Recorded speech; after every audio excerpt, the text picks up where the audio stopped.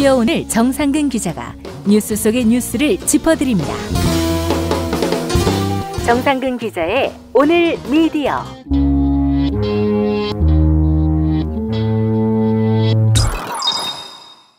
정상근 기자 나와 있습니다. 어서 오십시오. 네, 안녕하십니까. 예. 자, 오늘 어떤 이야기부터 해볼까요? 네, 먼저 한국경제 간부의 성차별 발언에 대해서 말씀을 드리겠습니다. 네. 이게 정치쇼에서는 월요일에 말말말 코너로 소개가 됐더라고요. 네. 근데 브리핑에서는 별도로 소개해드린 바가 없기도 하고 또 이와 관련해서 한국경제의 징계 결과가 나와서 내용을 좀 덧붙여서 소개를 해드리도록 하겠습니다. 무슨 말이 있었는지 다시 한번 설명해 주시겠어요? 네. 이게 지난주 말경에 미디어 비평지들에서 나온 보도인데요. 한국경제신문의 한 간부 부장급이더라고요. 예. 이 부장이 이 자신의 부서 기자들에게 성차별적 발언을 쏟아냈고 이것이 논란이 되고 있다라는 보도였어요. 해당 간부가 이런 발언을 한 것이 사실이라면 그 수위가 제가 보기에는 많이 좀 저질입니다. 그래서 요거를 좀 말씀드리면 발단이 지난 11일에 이 해당 부장이 맘카페 갑질 기사를 발제한 기자한테 전화를 걸어서 이런 부적절한 발언을 하면서 시작이 됐어요. 그때 이 사람이 한 얘기가 아무리 잘 교육받고 고상한 일을 하는 이들도 맘이 되면, 그러니까 엄마가 되면 다 벌레가 된다. 너도 맘충 같은 행동 안 할 거라고 장담하지만 결혼해서 애 낳으면 아무리 많이 배웠어도 여자들은 다 그렇게 되는 묘한 게 있다.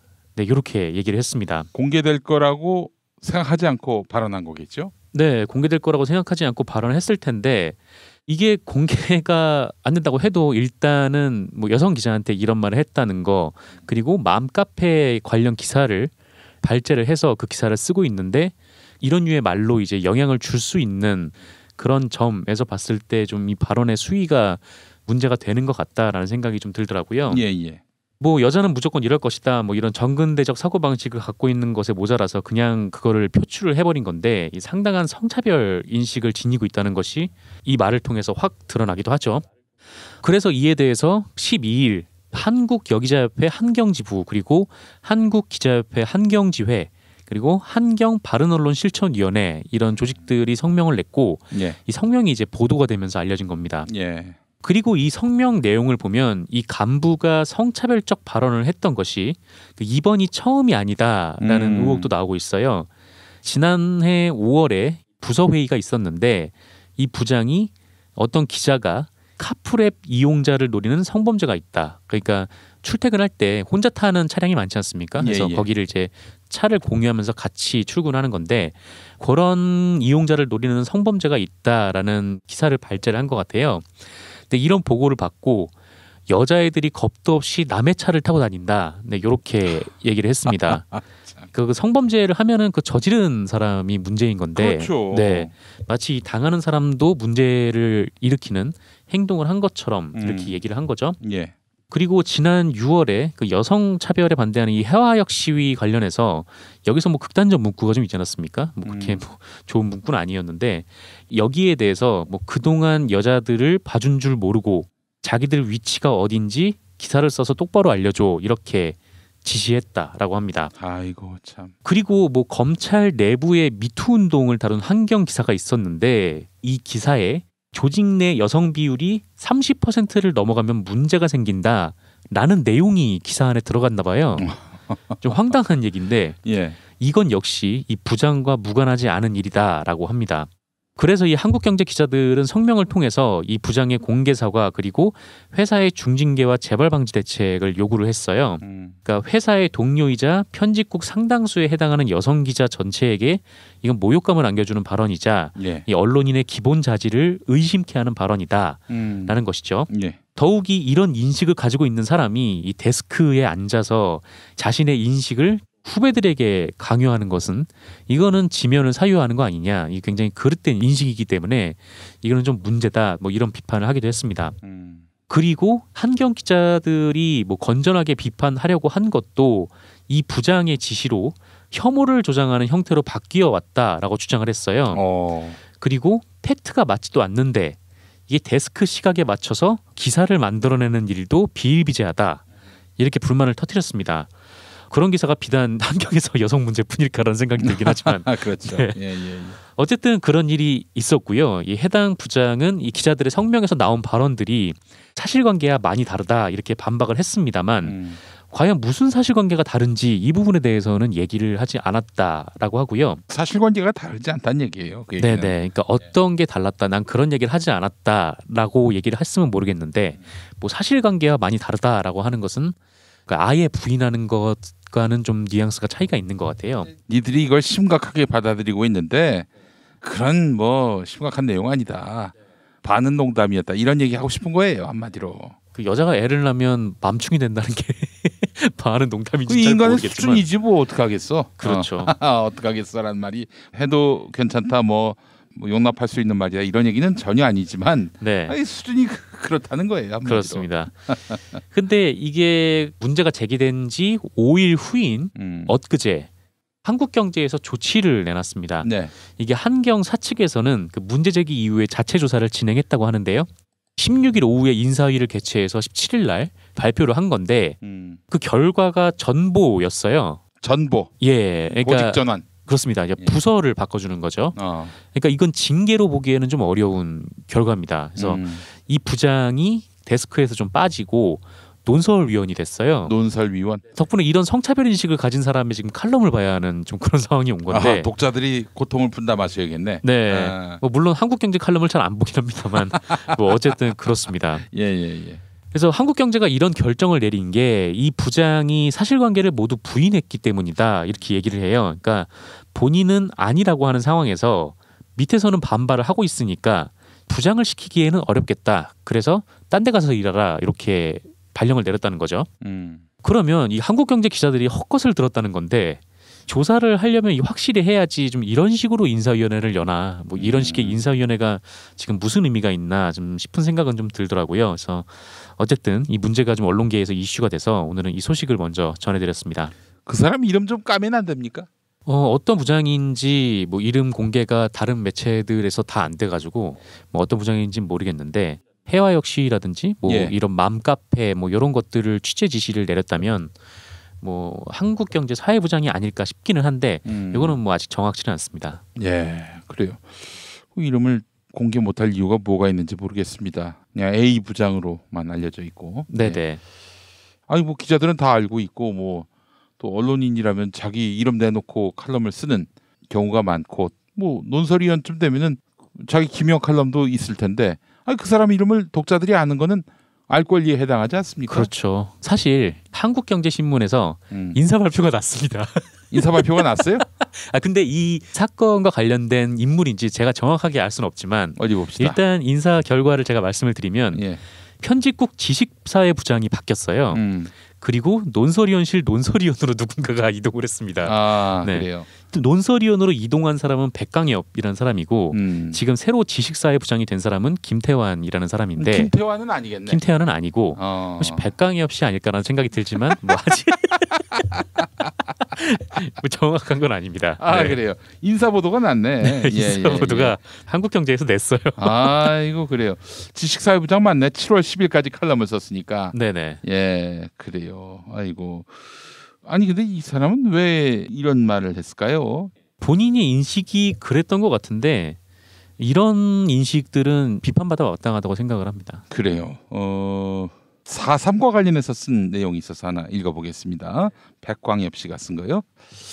4.3을 둘러싼 일련의 상황 전개에서는 한때 386을 매료시켰던 내밀한 민주기지론의 그림자가 아른거린다. 소련군 후원으로 반제 반봉건 민주주의 혁명에 성공한 북한을 미 군정으로 좌절된 남한 혁명을 추동하는 기지로 보는 관점이다. 어이구 이 4.3에다가 색깔론을 뒤집어 씌우는 이런 행태를 했군요.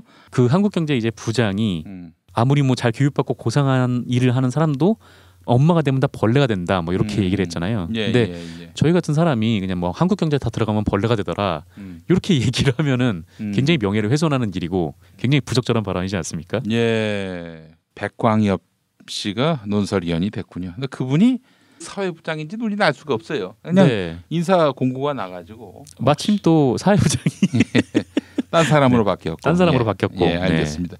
백광엽 씨가 아닐 수도 있는 거라고 봐야 됩니까? 아닐 수도 있겠죠. 내일 지구가 멸망한다면. 아 근데 이제 뭐 분명치는 않습니다. 그 예. 실명이 보도된 건 아니니까요. 그래요. 백광엽일 수도 있다. 아니다. 이런 얘기가 무의미하네요. 지금 이 시점에서. 아, 네, 뭐 그런 것 같습니다. 네, 그래요. 백광엽이라는 인물에 대해서 우리가 뭐 그렇게 주목하면 안 되겠다. 이런 생각도 들고. 예. 네, 백과가입을 지금 한 100번을 한 것 같네요. 아 그래요? 아이고 천씨였으면 1000번 했겠네. 아, 네, 그렇죠. 예. 네. 백광엽 이야기 여기까지만 하겠습니다. 네, 여기까지만. 예, 백광엽 논설위원이 됐습니다. 인사 공고가 나서 저희가 또 소개를 했습니다. 자 다음 소식은요. 네, 그 일전에 그 MBC 대주주인 방송문화진흥회 김광동 이사가 부적절한 접대를 받았다 이런 의혹이 있다는 소식을 전해드렸었는데 네. 이 문제가 엊그제 방송문화진흥회에서 안건으로 붙여졌어요. 그래서 이 김광동 이사를 어떻게 할 것인가 이 문제를 논의를 했는데 의외로 이게 격론이 벌어져서 결정을 내리지 못했다라고 합니다. 그러니까 지난달에 알려진 사실인데 이 MBC 감사국에 따르면 그 MBC 미주법인 감사 중에 현직인 김광동 이사를 비롯한 과거 방문진 일부 이사들이 부적절한 접대를 받은 사실이 있다 이렇게 감사국이 얘기를 했고 예. 이 방문진 이사들이 LA 다저스 경기를 관람하고 이 유니버셜 스튜디오를 관람을 했는데 이게 MBC 미주법인의 돈으로 이루어졌다는 거죠. 그래서 방송에 투자를 해서 이 시청자들에게 좋은 방송 서비스를 제공해야 하는 이 MBC인데 이 MBC 미주법인이 그 돈을 김광동 이사가 야구 보는 데 냈다 뭐 이런 얘기여가지고 예. 좀 논란이 있었습니다. 뭐 여기 미주법인뿐만 아니라 뭐 MBC 플러스, 뭐 MBC 워싱턴 특파원 뭐 이쪽에서도 뭐 접대를 받았다 이런 폭로도 있었고요. 엊그제 이제 방문진에서는 이 접대에 문제가 있었다라는 지적이 다수 제기됐다고 합니다. 예. 최강욱 이사 같은 경우에는 아니 나도 유럽으로 해외 출장을 갔는데 수행해 준 사람도 없고 업무 후 술을 먹는다거나 밥을 먹은 적도 없다. 뭐 이렇게 얘기를 했고 그리고 또 뇌물을 주고받고 이걸 업무 추진비로 처리를 하면 그게 뇌물이 아니냐. 뭐 골프 치고 술 마시는 것 전부 뇌물이다 이렇게 비판을 했습니다. 아 그래요. 네, 이 유기철 이사도 김광동 이사가 한 번도 빠짐없이 이런 곳을 쫓아다니니까 이게 문제가 된 거 아니냐 뭐 이렇게 비판을 했고요. 예. 이완기 이사도 뭐 만찬, 골프, 관광, 식사, 선물, 출장 일정이 이런 것들로 가득 차 있는데 이런 거 하는 게 방문진 이사의 역할이냐 이렇게 비판을 했습니다. 예. 물론 이에 대해서 이 김광동 이사는 매년 참석하는 행사였고 또 복수의 직원들과 함께 움직인 건데 나 자신에게 개인에게 접대를 한 것처럼 보고서가 만들어졌다. 뭐 이거는 명예훼손에 해당하는 부적절한 감사 보고서다 이렇게 반발을 했는데 그럼에도 이 다수 이사들은 이게 분명히 문제다라고 지적을 했습니다. 접대는 받은 거 맞잖아요. 네, 받은 게 맞는 거죠.